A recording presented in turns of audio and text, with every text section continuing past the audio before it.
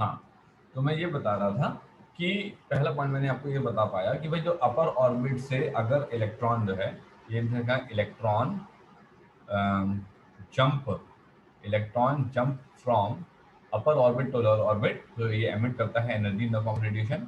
और अगर इलेक्ट्रॉन जो है तुम्हारे पास लोअर ऑर्बिट से हायर ऑर्बिट पे जाए तो एनर्जी को एब्जॉर्ब करता है। इसने कहा कि जो चेंज ऑफ एनर्जी है वो तुम्हारे पास एच इंटू न्यू के बराबर है। एच इंटू न्यू के फॉर्म बराबर, उसका मतलब ये है कि तुम्हारे पास ये हो गई तुम्हारे पास फ्रीक्वेंसी। ओके, ये हो गई तुम्हारे पास फ्रीक्वेंसी। तो बस इतना समझो अभी के लिए इतना समझो कि यदि कोई इलेक्ट्रॉन हाइयर ऑर्बिट से लोअर ऑर्बिट पर जाएगा तो वो अपनी एनर्जी को एमिट करेगा। अब इसमें एक्सप्लेनेशन में ये आता है कि वो फोटोन के फॉर्म में एनर्जी एमिट करेगा, तो फोटोन के फॉर्म में हम आपको बाद में समझाएंगे, ठीक है, अभी वो समय नहीं बताने का, कोई लॉजिक नहीं है। तो जब भी इलेक्ट्रॉन हाइयर ऑर्बिट से लोअर ऑर्बिट पे आता है, अपर ऑर्बिट से लोअर ऑर्बिट पे आता है, तो एमिट करता है energy in the form of radiation, ठीक है। और मेनली अगर हम लोग यहाँ पे बोले तो इन द फॉर्म ऑफ तुम्हारे पास फोटोन। और अगर वो लोअर ऑर्बिट से हाई ऑर्बिट पे जाता है तो एनर्जी एब्जॉर्ब करता है, वो भी किस फॉर्म पे, वो भी तुम्हारे पास अभी फोटोन को लिखने जरूरत है, वो भी क्या करता है, वो भी एनर्जी एब्जॉर्ब करता है इन द फॉर्म ऑफ रेडिएशन। तो अगर मैं दो तुम्हारे पास ऑर्बिट का एनर्जी का डिफरेंस लिखूंगा तो वो एच इंटू न्यू के बराबर हो जाता है। ये होता है तुम्हारे पास क्या, फ्रीक्वेंसी। ठीक है, बस अभी इतना समझ लीजिए, बाकी आपको आने वाले समय में जब मैं ये फोटोन के बारे में पढ़ाऊंगा ना, तब मैं आपको एक्सप्लेन करना शुरू करूंगा इसकी कहानी। ठीक, चलिए, तो ये कंप्लीट हो गए तुम्हारे पास 1 2 3, तुम्हारे पास तीन जो है बहुत पॉस्टुलेट थे, ये कंप्लीट हो गए। अब नेक्स्ट क्या आपको, अब नेक्स्ट समझते हैं। ये तो तय हो गया कि हम लोगों ने वो पढ़ लिया कि कौन रहेगा ऑर्बिट, कौन नहीं रहेगा। तो इसने कहा कि रेडियस ऑफ तुम्हारे पास nth ऑर्बिट, इसने क्या कहा, रेडियस ऑफ nth ऑर्बिट। अब यहाँ पे कुछ हैवी डेरिवेशंस आने वाले हैं, ठीक है, और ये हैवी डेरिवेशंस आपको तैयार करना है, ठीक। सुनिएगा जरा, बहुत सिंपल से डेरिवेशन है, सारे अभी कंप्लीट हो जाएंगे। तो सबसे पहला डेरिवेशन में हम लोग स्टार्ट करते हैं तुम्हारे पास किसका, रेडियस का, ठीक है। तो रेडियस का सबसे पहले स्टार्ट कर लेते हैं, हमने कहा ठीक है। तो हमने यहाँ पे बना लिया, ये तुम्हारे पास O, ये तुम्हारे पास R, ये तुम्हारे पास इलेक्ट्रॉन, ठीक। और ये तुम्हारे पास जो है उसकी टेंजेंशियल वेलोसिटी, ठीक है, ये उसकी जो है टेंजेंशियल वेलोसिटी हमने ले ली। अब समझिएगा जरा, अब यहाँ पे ही मैं जो डेरिवेशन करूंगा वो मैं लगभग लगभग ऐसे करूंगा कि वो 3 4 फॉर्म निकालेगा। लेकिन मुद्दा ये है कि आप क्या 3 4 फॉर्म पढ़ के जाओगे क्या, नहीं नहीं नहीं, आपको पढ़ने कुल मिला के एक फॉर्म है, ठीक। पर मैं आपको बताऊंगा 3 4, और मैं आपको ये बताऊंगा एग्जाम में कौन सी करनी है और जो है न्यूमेरिकल पोर्शन के लिए कौन सी याद रखनी है, ठीक, ध्यान रखना। तो सबसे पहले तो भाई ये तुम्हारे पास अपना इलेक्ट्रॉन हो गया, ठीक है। और ये तुम्हारे पास कोई ऑर्बिट हो गई है, ठीक है। और ये तुम्हारे पास जो है न्यूक्लियस हो गया है। और ये तुम्हारे पास जो है वेलोसिटी हो गई है, ठीक है। और ये तुम्हारे पास जो है, ये तुम्हारे पास जो है सेंट्रीपिटल फोर्स हो गया, ठीक है। अब सेंट्रीपिटल एक्सेलरेशन बता दिखाने का कोई लॉजिक नहीं बनता क्योंकि सेंट्रीपिटल फोर्स में दिखा चुका हूं, ठीक। अब समझिएगा, radius of the nth orbit, हमने कहा ठीक है। सो लेट तुम्हारे पास m is the mass of electron, mass of electron, e is the charge of electron, ठीक। और बस v तुम्हारे पास जो है वेलोसिटी ऑफ तुम्हारे पास इलेक्ट्रॉन, ठीक है। और तो कुछ है नहीं, नहीं और तो कुछ नहीं है, चलो। r तुम्हारे पास क्या है, r तुम्हारे पास रेडियस ऑफ हमारे पास जो है ऑर्बिट, ठीक है। अब समझते हैं जरा हम लोग यहाँ पे क्या करना है। तो जैसा कि हमको पता है, जैसा कि हमको बोहर के पहले पोस्टुलेट ने बताया कि भैया ऐसा है कि अगर आपको अपने इलेक्ट्रॉन को न्यूक्लियस के अराउंड घुमाने का है तो आप एक काम करो कि आप जो है अपने इलेक्ट्रॉन में सेंट्रीफ्यूगल फोर्स को एग्जैक्टली लगाओ, ठीक। इसने कहा कि ठीक है, कोई दिक्कत नहीं। अब देखिए जरा, इसने क्या बोला, इसने क्या बताया, इसने कहा कि जो सेंट्रीपिटल फोर्स है, इसने कहा कि जो तुम्हारे पास सेंट्रीपिटल फोर्स तुम्हारे पास है वो तुम्हारे पास कौन देगा, वो देगा तुम्हारे पास कूलम्बिक अट्रैक्शन। इसने कहा हाँ देगा, तो कूलम्बिक अट्रैक्शन देगा, चलिए भी यहाँ पे। इसने कहा कि mv² upon r is equals to 1/4 pi epsilon naught, ये हो गया ZE into e upon r², ठीक है। mv² upon r is equals to 1/4 pi epsilon ZE into e upon r²। क्यों, क्योंकि जो न्यूक्लियस है उसका चार्ज कितना होगा Ze, और जो इलेक्ट्रॉन है उसका चार्ज कितना होगा E होगा, ठीक। अब देखिएगा सिंपल सी चीज है, आपको 2 मिनट के अंदर आ जाएगी। यहाँ से ये कट गया तुम्हारे पास, ठीक है। तो हमने कहा कि यहाँ तो आ गया तुम्हारे पास, हम क्या लिख सकते हैं यहाँ पे, इन्होंने कहा कि m तुम्हारे पास v² m we square is equal to, इसको हमने लिख दिया 1/4 पाई एप्सिलॉन नॉट, या एक काम करते हैं यहाँ पे भी 9 हटा देते हैं, बाद हटा देंगे इसको, ये तुम्हारे पास यहाँ पे आ जाए। तो इन्होंने क्या बताया, इन्होंने कहा कि इसको उन्होंने ऐसे लिख देते हैं कि m we square by r, m we square by are is equal to 1/4 pi epsilon not Z E square by r. ठीक, ऐसे हमने इसको यहाँ पे लिख दिया इसने का, ठीक है। But by Bohr quantization condition, अभी लिखी थी ना उन्होंने ऊपर, वही क्वांटाइजेशन कंडीशन हम लोग यहाँ पे डाल देते हैं। बाय बोहर क्वांटाइजेशन तुम्हारे पास कंडीशन, ठीक है। अपने को क्या पता है, अपने को पता है कि जो एम वी आर है वो होता है एन एच अपॉन 2 पाई, हमने कहा ठीक है। स्क्वायरिंग वो साइड करा, ये कितना आ गया, m square v square r square is equal to N square H square upon तुम्हारे पास 4, तुम्हारे पास कितना पाई स्क्वायर, ठीक, कोई दिक्कत। इसने कहा यहाँ से वी स्क्वायर की वैल्यू निकाल दो, इसने कहा ठीक है, n square H square upon तुम्हारे पास 4 पाई स्क्वायर, तुम्हारे पास एम स्क्वायर आर स्क्वायर, ये हो गई तुम्हारे पास वी स्क्वायर की वैल्यू, हमने कहा ठीक है। ये ले आओ, यहाँ पे ले आओ, क्वेश्चन नंबर 1 पे ले आओ, ठीक है। पुटिंग इन इक्वेशन नंबर 1 पे पुट करा, so M by are is equals to N square H square 4 तुम्हारे पास पाई स्क्वायर एम स्क्वायर तुम्हारे पास R square is equals to 1/4 pi epsilon not Z E square upon तुम्हारे पास कितना are square, ठीक है। तुम्हारे पास आर स्क्वायर यहाँ पे आ गया, हमने कहा ठीक। अब हमने क्या किया, हमने आर स्क्वायर उड़ा दिया, ये दोनों उड़ा दिए, ठीक है। अब क्या बचा, इन्होंने कहा कि क्या बचा होगा, यहाँ पे तुम्हारे पास आ गया है एन, ठीक, यहाँ पे ये कट गया तुम्हारे पास, और यहाँ पे किसको किसको कटना है, यहाँ पे कटना है 4 को काट देते हैं सर, ठीक है, और यहाँ पे पाई को काट देते हैं, हमने इतने लोगों को काट दिया, हमने कहा ठीक है। अब हम आर की वैल्यू निकालेंगे, आर की वैल्यू में क्या क्या आएगा, एक तो आया एन स्क्वायर, एक आया तुम्हारे पास एच स्क्वायर, एक आया तुम्हारे पास जेड आया, एक आया पाई आया, एक आया तुम्हारे पास यहाँ से एक एम भी कट गया था, एक तुम्हारे पास एम आया, ठीक है, और जेड पाई एम तुम्हारे पास ई स्क्वायर, बाकी तो और कोई बचा नहीं। ये आ गया तुम्हारे पास क्या, ये आ गया तुम्हारे पास रेडियस, ठीक, कोई दिक्कत नहीं। तो अब इन्होंने क्या बोला, अब इन्होंने कहा कि ये तुम्हारे पास रेडियस का फॉर्मूला आया जिसमें एन स्क्वायर भी है एच स्क्वायर भी है, ठीक है, और तुम्हारे पास शायद एक एप्सिलॉन नॉट भी होगा, एक एप्सिलॉन नॉट भी है, Z pi m e square, ये रेडियस का फॉर्मूला बना, ठीक, कोई दिक्कत नहीं, सही रेडियस का फॉर्मूला। अब इसने कहा इस रेडियस के फॉर्मूले में देखा जाए तो भाई जो एच भाई साहब हैं वो तो एक कांस्टेंट भाई साहब हैं, ठीक है, इनकी वैल्यू कितनी है 6.6 इंटू 10⁻34 जूल सेकेंड है। जो एप्सिलॉन नॉट भाई साहब हैं वो कौन है, वो तो परमिटिविटी है, ठीक है, और परमिटिविटी ऑफ तुम्हारे पास फ्री स्पेस है, इनकी वैल्यू है 8.85 इंटू 10⁻12 कूलम स्क्वायर अपॉन बस न्यूटन मीटर स्क्वायर, ठीक है। जो जेड हैं वो क्या बताते हैं, वो एटॉमिक नंबर बताते हैं, वो डिपेंड करता है कि आपका एटम कौन सा है, हाइड्रोजन है, हीलियम है, लिथियम है, कौन सा एटम है, ठीक है, इस पर डिपेंड करता है। इसने कहा ठीक है, एम जो है वो तुम्हारे पास 9.1 इंटू 10⁻31 किलोग्राम है, और जो ई भाई सब हैं वो हैं तुम्हारे पास 1.6 इंटू 10 की पावर कितना -19 तुम्हारे पास कूलम, ये वैल्यू। तो इन्होंने कहा कि इन सब में ठीक है, सब लोग तो कांस्टेंट है भाई, ठीक है, तो कितने लोग थे कुल मिलाकर के, इसने कहा लोग थे तुम्हारे पास है, ये तुम्हारे पास क्या है, ये तुम्हारे पास ऑर्बिट का नंबर है, ठीक है, ऑर्बिट का नंबर है, ठीक है, इसे प्रिंसिपल क्वांटम नंबर भी बोल देते हैं कभी कभार, ठीक है। हालांकि वो केमिस्ट्री में जरूरत होती है, फिजिक्स में जरूरत नहीं है क्वांटम नंबर वगैरह की, वो केमिस्ट्री में जरूरत है, ठीक है। तो भैया एच हो गया, एप्सिलॉन नॉट हो गया, जेड हो गया, एम हो गया, ठीक है, और तुम्हारे पास जो है ई हो गया, और तुम्हारे पास ये, कुल मिला के 6 लोग हैं। इन 6 लोगों में देखा जाए तो हमने इन सब लोगों को अलग कर लिया, एच स्क्वायर तुम्हारे पास एप्सिलॉन नॉट, जेड तुम्हारे पास पाई एम ई स्क्वायर, ये लोग हमारे किसी काम के नहीं है, किसी काम के नहीं है मतलब ये किसी काम के नहीं है, नहीं किसी काम के हैं, मतलब अभी इसी यहाँ पे इनका ज्यादा काम नहीं है, उसका कारण ये है क्योंकि अच्छा ये हम जेड को यहाँ से बाहर निकाल ले रहे हैं क्योंकि ये काम आ सकता है आपके, हाँ, ये जो h square epsilon naught pi m e square है ये हमारे प्योर कांस्टेंट है, ठीक है, ये हमारे कभी चेंज नहीं होने वाले, एच कभी नहीं होने वाला, एप्सिलॉन नॉट कभी चेंज होने वाला नहीं है, एम कभी चेंज होने वाला नहीं है, ई कभी चेंज होने वाला नहीं, ये लोग चेंज कभी होंगे ही नहीं। तो इन्होंने कहा ठीक है, एक काम करो इनको निकाल लेते हैं, हमने कहा निकाल लेते हैं, हमने लिखा N square upon Z into तुम्हारे पास अल्फा, ठीक है, लेट तुम्हारे पास alpha is equals to H square तुम्हारे पास एप्सिलॉन नॉट पाई तुम्हारे पास एम तुम्हारे पास ई स्क्वायर, अल्फा क्यों ले लिया? अल्फा इसलिए ले लिया ना क्योंकि वो क्या नाम है टर्म वो कांस्टेंट में जा रहा था, तो हमने सोचा कि लाओ सॉल्व कर देते हैं,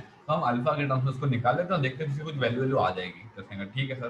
तो 6.6 इंटू 10⁻⁻34, ठीक है, इंटू 8.85 इंटू 10⁻⁻12, ठीक है, यहाँ पे इसका स्क्वायर, ठीक है, ये तुम्हारे पास 3.14 इंटू 9.1 इंटू 10⁻31 इंटू 1.6 इंटू 10⁻19 का होल स्क्वायर, ठीक।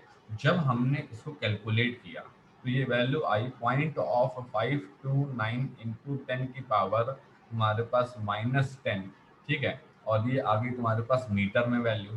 तो हमने कहा कि ठीक है, तो पॉइंट ऑफ 529 इसे हमने एंगस्ट्रॉम लिखा और इसे हमने बराबर कर लिया पॉइंट ऑफ 53 तुम्हारे पास एंगस्ट्रॉम होगा, ठीक है।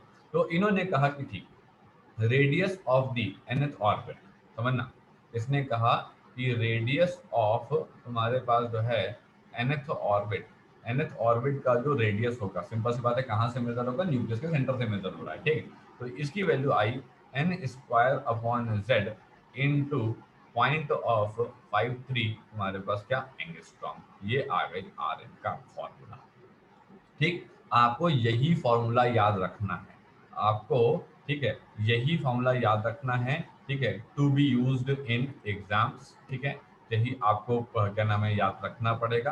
डेरिवेशन तो करना ही पड़ेगा भाई, बिना डेरिवेशन के तो बात नहीं चलेगी, लेकिन मुद्दा है कि इतने बड़े बड़े फॉर्मूले कौन याद रखेगा? हाँ, तो कोई कह भी नहीं रहा याद रखने के लिए, आपसे सिर्फ यही वाला फॉर्मूला याद रखने के लिए कहा जा रहा है। इसने कहा ठीक सर, कोई दिक्कत नहीं। अब चलो बात आगे करते हैं। सबसे पहले इसने कहा कि सबसे पहले तो मैं हाइड्रोजन एटम की बात करूंगा। क्यों करूंगा? हमारे सिलेबस में, क्लास 12 के सिलेबस में हाइड्रोजन एटम ही है, इसके अलावा किसी का भी पार्ट पढ़ाया नहीं जाता है। न्यूमेरिकल जरूर दे देते हैं, तो हम z की वैल्यू को उसी हिसाब से एडजस्ट कर लेंगे। उसने कहा ठीक है, तो सर z की वैल्यू तो हो गई 1, तो अब आर एन का जो फॉर्मूला आया वो आया n² इंटू पॉइंट ऑफ 53 तुम्हारे पास एंगस्ट्रॉम, ठीक। ये फॉर्मूला हो गया। अब ये फॉर्मूला याद करें, ये फॉर्मूला याद करें, ऊपर वाला याद कर लो, ज्यादा बेहतर है, क्योंकि अगर मान लो हीलियम का, लिथियम का सवाल आ गया तो कहीं ऐसा ना हो कि तुम z की वैल्यू पुट करना ही भूल गए, ठीक है, और तुम्हारा पूरा सवाल गड़बड़ हो जाएगा, ठीक है ना। इस चीज का ध्यान रखना। z की वैल्यू 2 होगी, z की वैल्यू 2 होगी तुम्हारे पास हीलियम के लिए, z की वैल्यू 3 हो जाएगी लिथियम के लिए, z की वैल्यू 1 हो जाएगी हाइड्रोजन के लिए। वैसे 99% केसेस से सवाल हाइड्रोजन एटम का आएगा, लेकिन अगर मान लो सवाल लिथियम का आ गया, वो हाँ लिथियम का आ गया, हीलियम का आ गया, तो तुम फिर जो है इसको इस हिसाब से z की वैल्यू पुट करोगे, ठीक है, ध्यान रखना इस बात का। चलो, और न्यूमेरिकल करते वक्त मैं आपको ध्यान बताऊंगा। चलो, सबसे पहले बात करते हैं फॉर तुम्हारे पास फर्स्ट ऑर्बिट की, ठीक है, फॉर तुम्हारे पास फर्स्ट ऑर्बिट की। So R N is equals to 1² into तुम्हारे पास पॉइंट ऑफ 53 एंगस्ट्रॉम, ठीक है। और तुम्हारे पास सेकंड ऑर्बिट की अगर हम लोग बात करें, अगर हम लोग सेकंड ऑर्बिट की बात करें, तो r N is equals to कितना, ये हो गया 2² इंटू तुम्हारे पास 0.53 एंगस्ट्रॉम, ठीक। और तुम्हारे पास अगर हम लोग यहाँ पे इसको हम लोग बोल देते हैं तुम्हारे पास R1, इसको हम लोग बोल देते हैं तुम्हारे पास R2, ठीक है। और अगर थर्ड ऑर्बिट की बात करें, ठीक है, तो R3 की वैल्यू हो जाएगी तुम्हारे पास कितना, 3² इंटू पॉइंट ऑफ 53 एंगस्ट्रॉम। ये क्या एक एक करके निकालते रहेंगे क्या? नहीं, बस हो गया खत्म। अब जो बताना है वो इसी में बता देंगे। अब सुन लो, इसने कहा कि ठीक है, दिख रहा है सामने क्या लिखा हुआ है, ये लिखा हुआ है पॉइंट ऑफ 53 एंगस्ट्रॉम, ठीक है, और ये लिखा हुआ है तुम्हारे पास 2.116 तुम्हारे पास एंगस्ट्रॉम, और ये लिखा हुआ है तुम्हारे पास 4.761 तुम्हारे पास जो है एंगस्ट्रॉम, ठीक। इसने कहा ठीक है, कोई दिक्कत नहीं। अब इसने कहा कि क्या है ये, अब क्या करें हम इस बात का। इसने कहा कि पहली बात तो अब यहाँ पे एक बात समझो, इसके लिए मैं आपको एक डायग्राम उठा के देता हूँ, ठीक है, उस डायग्राम से आपको तुरंत एक्सप्लेनेशन अपने आप आ जाएगा। ये रहा, इस डायग्राम को जरा ध्यान से देखिए आप। इस डायग्राम में आपको क्या समझ आ रहा है? इस डायग्राम में सर हमको ये समझ आ रहा है कि हमारा जो रेडियस है, ठीक है ना, हमारा जो रेडियस है यहाँ पे, ये रेडियस हमारा सबसे पहले R1 की वैल्यू R थी, R2 की वैल्यू 4R हुई, और R3 की वैल्यू 9R हो गई। इसका मतलब है कि R2 minus R1 that is 4R minus R is equals to 3R, and R3 minus तुम्हारे पास R2 that is 9R minus 4R is equals to 5R, ठीक है। ये दोनों आपस में बराबर नहीं है, इसका मतलब ये होगा कि R3 minus R2 is not equal to R2 minus R1। इसका मतलब ये हुआ कि जो तुम्हारे पास 2R होंगे, जो तुम्हारे पास 3R होंगे, जो तुम्हारे पास 5R होंगे, जो 7R होंगे, जो तुम्हारे पास 8R होंगे, ये तुम्हारे पास can't be taken as orbit. इनको आप ऑर्बिट तो नहीं ले सकते हो, इनको आप ऑर्बिट नहीं ले सकते। ठीक, इसका मतलब है 0.53 इंटू 2 करे तो कितना आता, 1.06 आता है ना। तो इसने कहा कि 1.06 एंगस्ट्रॉम नाम का जो सर्कल होगा वो तो एग्जिस्ट करेगा, बात समझिएगा। हम ये आपसे नहीं कह रहे हैं कि ऐसा कोई सर्कल ही नहीं हो सकता। 0.53 इंटू 2 नाम का मतलब 1.06 एंगस्ट्रॉम नाम का कोई सर्कल ही नहीं होगा, ऐसा मैं नहीं बोल रहा हूँ। मैं ऐसा बोल रहा हूँ कि ये जो सर्कल होगा वो ऑर्बिट नहीं होगा। सर्कल तो होगा, होने दो, हमें क्या दिक्कत है, पर वो ऑर्बिट नहीं कहलाएगा। ऑर्बिट कौन कहलाएगा, ये वाला, ये वाला और ये वाला, ये लोग तुम्हारे पास ऑर्बिट कहलाएंगे। बात क्लियर हुई सभी लोगों को, कोई डाउट तो नहीं है। रेडियस ऑफ द ऑर्बिट के बारे में जो मैं आपको बता रहा हूँ, रेडियस ऑफ द ऑर्बिट ये कहता है कि तुम्हारे पास जो आर एन है, मतलब जो radius of the nth orbit है, वो एक्चुअल में एन स्क्वायर के डायरेक्टली प्रोपोर्शनल है। ठीक है, so as n increases r increases, जैसे जैसे आपका ऑर्बिट नंबर बढ़ेगा वैसे वैसे उस ऑर्बिट की न्यूक्लियस के सेंटर से, या फिर आप एटम का सेंटर बोल सकते हो, उससे तुम्हारे पास दूरी बढ़ती जाएगी। और सीधा सा फंडा यार, जितना ऊपर जाते जाएंगे ऑर्बिट बड़ा होता जाएगा, खत्म बात, उसमें कौन सी नई चीज है। ठीक है, बस ये ध्यान रखना है कि क्या ये n की पावर क्यूब के डायरेक्टली प्रोपोर्शनल है, या n के डायरेक्टली प्रोपोर्शनल है, या n स्क्वायर के डायरेक्टली प्रोपोर्शनल है। तो ये प्रोपोर्शनल है तुम्हारे पास n स्क्वायर के डायरेक्टली प्रोपोर्शनल, यहाँ पे ये बात क्लियर हुई सभी लोग को, समझ आए ये चीज।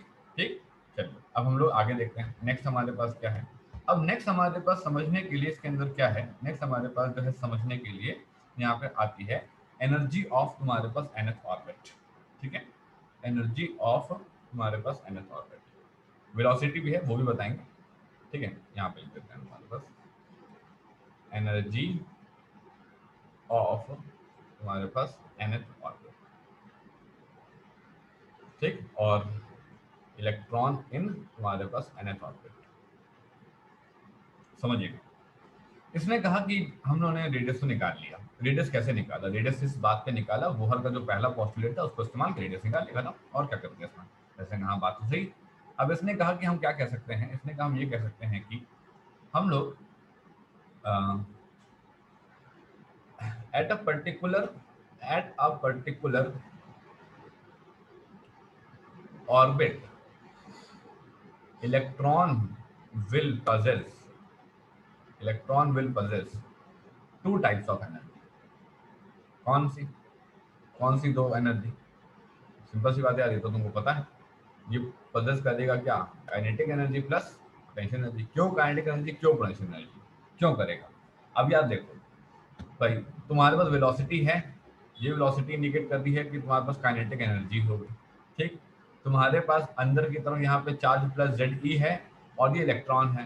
तो सिंपल सी बात है, ये भाई सब तो पॉजिटिव नेचर वाले हैं, और ये भाई सब तुम्हारे पास नेगेटिव नेचर वाले हैं। ठीक है, पॉजिटिव और नेगेटिव नेचर है चार्ज का, या पॉजिटिव पॉजिटिव भी होता है, नेगेटिव नेगेटिव भी होता है, कुछ भी होता। ठीक है, तो ऐसा है कि जब हमारे पास दो चार पार्टिकल आपस में इंटरेक्शन में रहते हैं ना सर, तो उनके बीच में पोटेंशियल एनर्जी भी होती है। तुम कहोगे हाँ होती तो है सर, तो कहोगे ठीक है सर, चलो बात कर लेते हैं। इसने कहा कि यहाँ पे हो गई हाफ तुम्हारे पास एम वी स्क्वायर, ये हो गई तुम्हारे पास 1/4 पाई एप्सिलॉन नॉट, कितना, ये हो गई तुम्हारे पास जो है जेड ई इंटू, यहाँ मुझे माइनस ई लिखना पड़ेगा। क्यों लिखना पड़ेगा आपको, मैं फोर्स का फॉर्मूला नहीं लिख रहा हूँ, मैं पोटेंशियल एनर्जी का फॉर्मूला लिख रहा हूँ। पोटेंशियल एनर्जी मेरी वेक्टर क्वांटिटी नहीं होती है, पोटेंशियल एनर्जी मेरी स्केलर क्वांटिटी होती है। इसने कहा कि ठीक सर, सही बात तो सही है भाई, इसमें क्या गलत है। इसने कहा ठीक, कोई दिक्कत नहीं। तो इसने कहा कि देखो, हम लोग ये जानते हैं, कहाँ से जानते हैं, फ्रॉम इक्वेशन नंबर 1। ठीक है, ये मेरी इक्वेशन नंबर 1 है यहाँ पे। ठीक है, यहाँ पे तो हमने कहा कि फ्रॉम इक्वेशन नंबर 1, एक मिनट की तरफ बैटरी लगा देता हूँ, एक मिनट। हाँ,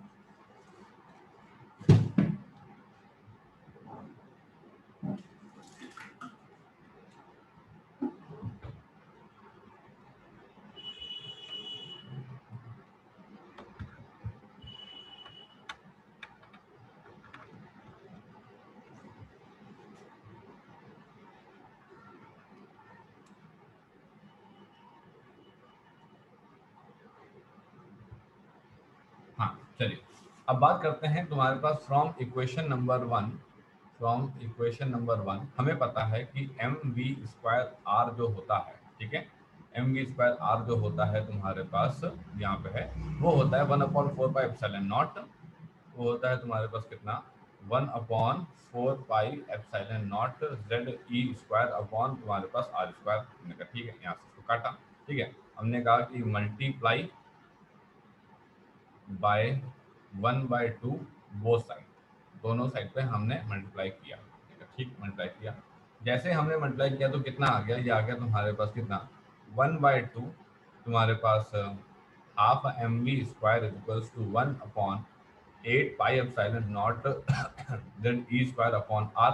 हमने कहा ठीक है, इसे हमने ले लिया इक्वेशन नंबर 2, ठीक है।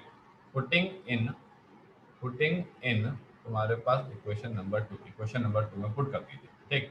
तो u is equals to 1/8 pi epsilon not Z E square upon r minus 1/4 pi epsilon not Z E square upon r, ठीक, कॉमन ले लीजिए।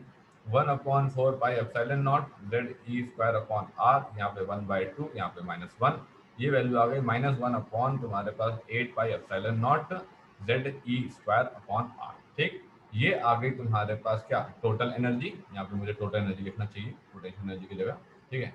ये आ गई तुम्हारे पास टोटल एनर्जी, और यहाँ पे आ गई तुम्हारे पास क्या, टोटल एनर्जी। तो इसने कहा कि एक इलेक्ट्रॉन जो टोटल एनर्जी पोजेस करता है वो है -1/8 pi epsilon not Z E square upon R. आई बस हम, तो -1/8 pi epsilon not Z E square upon R, ये पर्टिकुलर फॉर्मूला हुआ तुम्हारे पास टोटल एनर्जी का। हमने कहा ठीक है सर, सही है। अब इसने कहा कि यहाँ तक तो सब ठीक है, कोई दिक्कत नहीं। ये क्या है, ये है energy of the electron, energy of electron in तुम्हारे पास nth ऑर्बिट। इसने कहा कि nth जैसा तो कुछ दिख नहीं रहा, इसने कहा अभी दिखेगा, देखो अभी दिखाते हैं। इसने कहा ऐसे लिखो, energy equals to -1/8 pi epsilon not Z E square upon तुम्हारे पास आर एन। आर एन क्या है, आर एन तुम्हारे पास रेडियस ऑफ दी तुम्हारे पास nth ऑर्बिट है। इसने कहा इसका फॉर्मूला तो पता है सर हम लोग को, इसने कहा हाँ, पता तो है। क्या है फॉर्मूला पता, एन स्क्वायर एच स्क्वायर, ये रहा, ठीक है, n square H square epsilon not Z pi m e square. इसने कहा ठीक है, लाओ यहाँ पुट कर दिया। तो इसने यहाँ पे पुट करा, यहाँ पे तो E इक्वल्स टू हो गया, यहाँ पे लिखा मैंने E N is equals to 1/8 pi epsilon not Z E square upon तुम्हारे पास आर एन। आर एन की जगह पे क्या पुट कर देंगे, तुम्हारे पास N square H square epsilon not तुम्हारे पास जेड पाई तुम्हारे पास एम ई स्क्वायर, ठीक है। और जब हमने इसको सॉल्व किया तो ये वैल्यू आ गई -1 अपॉन तुम्हारे पास 8 pi epsilon not Z square, ठीक है, ई की पावर 4, ठीक है, जेड का जेड स्क्वायर हो गया, ई की पावर 4 हो गया, पाई तुम्हारे पास हो गया, एम तुम्हारे पास हो गया, ठीक है, और तुम्हारे पास एन स्क्वायर, तुम्हारे पास एच स्क्वायर, तुम्हारे पास एप्सिलॉन, ठीक, ये पर्टिकुलर वैल्यू आ गई। ठीक, कोई दिक्कत नहीं, हमने यहाँ पे निकाल लिया। अब हमने कहा लाओ भाई इनको भी बुला लो, इनको बुला लो मतलब -1/n² से यहाँ पे अलग कर लो। हमने -1/n² से यहाँ पे अलग कर लिया, और हमने क्या बताया, हमने कहा कि 1 अपॉन तुम्हारे पास 8 पाई एप्सिलॉन नॉट, ठीक है, जेड स्क्वायर ई की पावर 4 तुम्हारे पास पाई एम अपॉन तुम्हारे पास एन स्क्वायर, एन स्क्वायर तो नहीं होगा यहाँ पे, एच स्क्वायर तुम्हारे पास एप्सिलॉन नॉट। ये वैल्यू हमने लिखी 1/8 पाई एप्सिलॉन नॉट, ठीक है, और तुम्हारे पास ये तुम्हारे पास जेड स्क्वायर ई की पावर 4 पाई एम अपॉन एच स्क्वायर तुम्हारे पास एप्सिलॉन, ये वैल्यू आ गई। ठीक, कोई दिक्कत नहीं। इसने कहा कि एक काम करते हैं, इसकी वैल्यू निकाल लेते हैं। तो हमने यहाँ पे पुट करा 1/8 पाई एप्सिलॉन नॉट, ठीक है। यहाँ से हम एक काम करते हैं, इसकी पाई पाई हटा देते हैं, पाई की कोई ज़रूरत तो है नहीं। तो यहाँ से ये हो गया 8 एप्सिलॉन नॉट का स्क्वायर, ठीक है, ये हो गया एच स्क्वायर, और ये हो गया जेड स्क्वायर, ये हो गया ई की पावर 4, ये हो गया एम। अब मैं इसकी वैल्यू निकाल लेता हूँ। हमने कहा ठीक है, अब इसकी वैल्यू निकाल लीजिए। अब जब इसकी वैल्यू निकालने गए तो ज़रा देखिएगा, एम की वैल्यू तो पता है, ठीक है। इसने कहा मैं हाइड्रोजन एटम के लिए निकाल दे रहा हूँ, फॉर तुम्हारे पास जो है हाइड्रोजन एटम, और हाइड्रोजन एटम मतलब मैं Z की वैल्यू 1 के लिए निकालूंगा, ठीक है। इसने कहा ठीक है, कोई दिक्कत नहीं। अब निकालते हैं जरा वैल्यू। सो 1 अपॉन तुम्हारे पास 8 इंटू 8.85 इंटू 10⁻12 का होल स्क्वायर, 6.6 इंटू 10⁻34 का होल स्क्वायर, ठीक है। और तुम्हारे पास क्या नाम है, 1 का स्क्वायर इंटू 1.6 इंटू 10⁻19 की पावर तुम्हारे पास 4, और इंटू 9.1 इंटू 10⁻31। जब इसको पूरा सॉल्व किया इन लोगों ने, ठीक है, जब इसको पूरा इन्होंने सॉल्व किया तो अंत में इनको एग्जैक्टली वैल्यू क्या मिली है, En is equals to minus of तुम्हारे पास 21.76 इंटू 10⁻⁻19 अपॉन एन स्क्वायर, वो भी जूल में मिली है।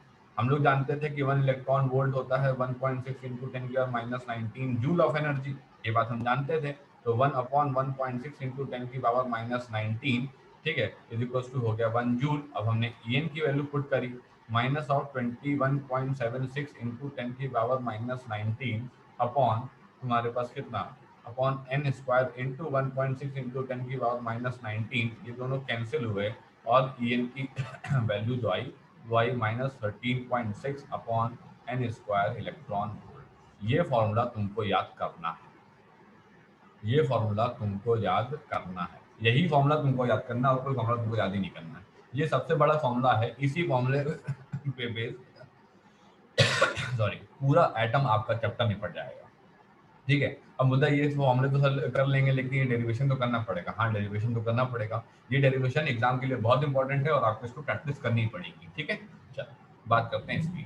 So the energy of the electron in the nth orbit En is given by -13.6 तुम्हारे पास n स्क्वायर, ठीक है। इसकी यूनिट कितनी, इलेक्ट्रॉन वोल्ट, ठीक। इसने कहा ठीक, कोई दिक्कत नहीं।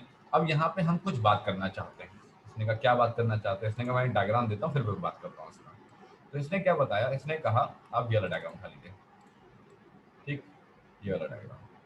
अब इस डायग्राम में आप जरा देखिए क्या लिखा हुआ है, energy levels of the hydrogen atom लिख रखा हुआ है यहाँ पे इसने कहा हाँ लिख तो रखा हुआ है। तो इसने क्या बताया, इसने कहा कि तुम्हारे पास अगर हम इस पर्टिकुलर डायग्राम को देखें, इस पर्टिकुलर डायग्राम में हमें कुछ दिख रहा है, n इक्वल्स टू 1 दिख रहा है, n इक्वल्स टू 2 दिख रहा है। n इक्वल्स टू 1 मतलब E is equals to 1 is equals to -13.6 upon 1 का square is equals to -13.6 electron volt, okay. n is equals to 2 इसका मतलब है E2 is equals to -13.6 upon तुम्हारे पास 2 का square and this would go for 3.40 electron volt. ये value जो मैं लिख रहा हूँ और जो आप डायग्राम में देख रहे हैं, ये अब आज के बाद आपकी खोपड़ी के एक कोने में फिट हो जानी चाहिए। अब वैल्यू याद करने के लिए कह रहे हैं, हाँ बिल्कुल, क्यों निकाल नहीं लेंगे, निकाल लोगे लेकिन तुम्हारा समय बचना चाहिए। तो कम से कम ये 4 वैल्यू है, ये तो याद ही कर ही लो। इसमें क्या जा रहा है, n इज इक्वल टू 3 के लिए मैं E3 लिख दे रहा हूँ। E3 की वैल्यू कितनी आती है, माइनस ऑफ 1.51 इलेक्ट्रॉन वोल्ट।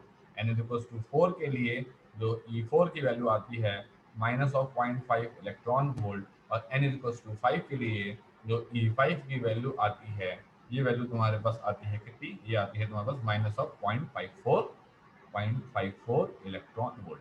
ये 5 वैल्यू याद होनी चाहिए। तुम 6 की याद करो ना करो उससे मुझे कोई दिक्कत नहीं है, पर तुम इस 5 की नहीं याद करोगे तो बहुत दिक्कत वाली बात है, ठीक है। ये 5 की वैल्यू याद होनी चाहिए। इसका मतलब क्या हुआ, इसका मतलब ये हुआ कि मैग्नीट्यूड तुम्हारे पास, ठीक है, right from 1 to 2, from 2 to 3, from 3 to 4, from 4 to 5, magnitude जो है वो लगातार घट रहा है।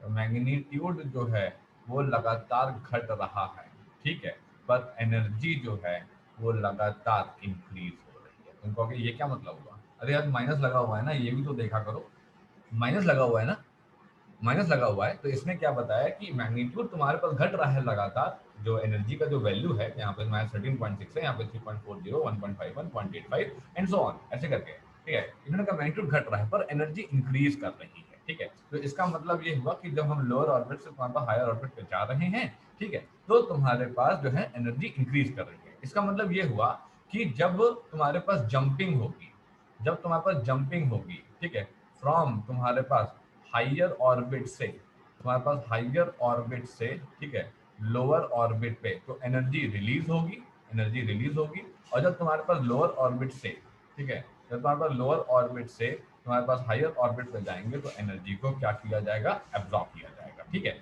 ये चीज आप तब ज्यादा समझोगे जब मैं आपको स्पेक्ट्रा पढ़ाऊंगा, अभी आपको जंपिंग वंपिंग ज्यादा कुछ समझ में आएगा नहीं। बस आप अभी इतना समझ लो कि E1, E2, E3, E4, E5 energy है, ऑर्बिट की कह लो, इलेक्ट्रॉन की कह लो, उन पर्टिकुलर ऑर्बिट पे, और ये एनर्जी की वैल्यू है और ये तुमको याद करनी ही करनी है।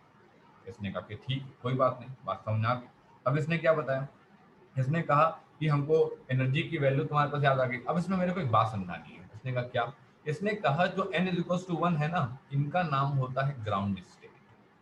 इनका नाम होता है क्या? Ground state. इनको क्या बोला जाता है? इनको बोला जाता है तुम्हारे पास ग्राउंड स्टेट बोला जाता है। इन्होंने कहा ठीक है, कोई दिक्कत नहीं। इनको बोला जाता है तुम्हारे पास क्या? फर्स्ट तुम्हारे पास एक्साइटेड स्टेट। ठीक है, इन्हें बोला जाता है फर्स्ट एक्साइटेड स्टेट। इसे क्या बोला जाता है?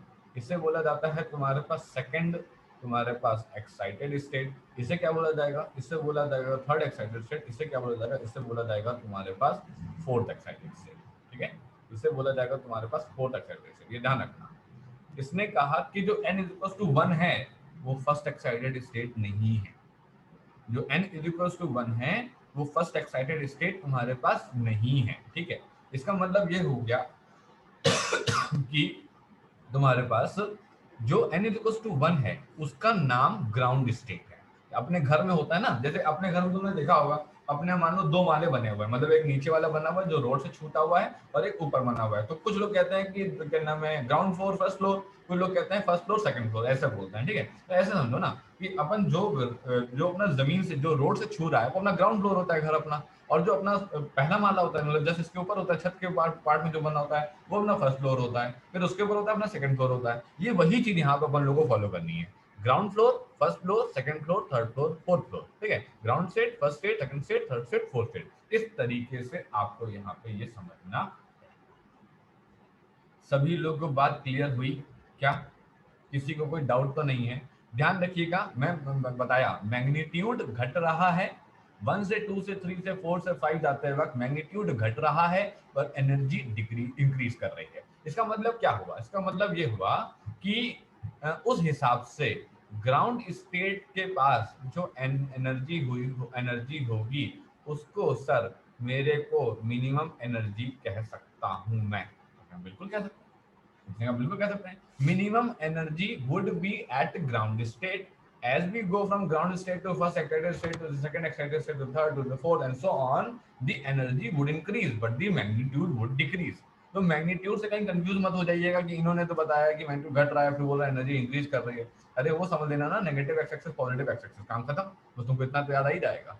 ठीक है, तो इस तरीके से हम लोगों ने energy of the nth orbit भी निकाल लिया और तुम्हारे पास जो है ये पार्ट भी यहाँ पे पूरा निकाल। बताओ भैया, यहाँ तक किसी को कोई डाउट है तो बताओ। किसी को कोई पार्ट ना समझ आया हो तो बताइए मेरे को। मैंने रेडियस का एक्सप्लेन किया आपको पूरा। ठीक है, रेडियस में आपको ये बात पता होनी चाहिए कि आर एन जो है वो डायरेक्टली प्रोपोर्शनल टू तुम्हारे एन स्क्वायर है। ठीक है ना? और energy of the nth orbit और इलेक्ट्रॉन इन nth ऑर्बिट आप कह सकते हो। ठीक है, अभी मैंने पोटेंशियल एनर्जी के बारे में कोई बात नहीं करी है। ठीक है, अलग से मतलब कोई फॉर्मूला नहीं निकाला, काइनेटिक एनर्जी से कोई फॉर्मूला अलग से नहीं निकाल के दिया, कोई वेलोसिटी के बारे में बात नहीं करी है, टाइम पीरियड के बारे में बात नहीं करी है। अभी वो बात करेंगे, अभी वो टॉपिक आया नहीं है। ठीक है, तो अभी इतने ही टॉपिक मैंने आपको बताए हैं। ठीक है, ये एनर्जी लेवल की इन वैल्यूज को आपको लर्न करना कंपलसरी है, क्योंकि जब न्यूमेरिकल आएंगे ना तो बैठ करके आप 2 स्क्वायर से 3 स्क्वायर से 4 स्क्वायर से डिवाइड करने नहीं बैठोगे, इतना समय नहीं होता तुम्हारे पास एग्जाम में। ठीक है, तो तुमको कुछ वैल्यूज याद होनी चाहिए, 1.51, 0.85, 0.54, ठीक है, 3.40 एंड 13.6। 13.6 तो तुमको याद हो ही जाएगा, इतने न्यूमेरिकल कराएंगे तो 13.6 तो तुमको अपने आप याद हो जाएगा, बाकी तुमको याद करना रहेगा। ठीक है, चलो फिर कल मिलते हैं। ठीक है, कल जो है 11 बजे होगी, तो सुबह 7:30 पे कोई क्लास नहीं है। कल ऑप्शन नंबर 2 वाले को क्लास है, तो ऑप्शन नंबर 1 वालों को कल लिंक दिया जाएगा, और जिनको अटेंड करना होगा वो अटेंड कर सकते हैं, मैं मना नहीं कर रहा हूँ, लेकिन मैं सुबह क्लास नहीं लूंगा। ठीक है, चलिए।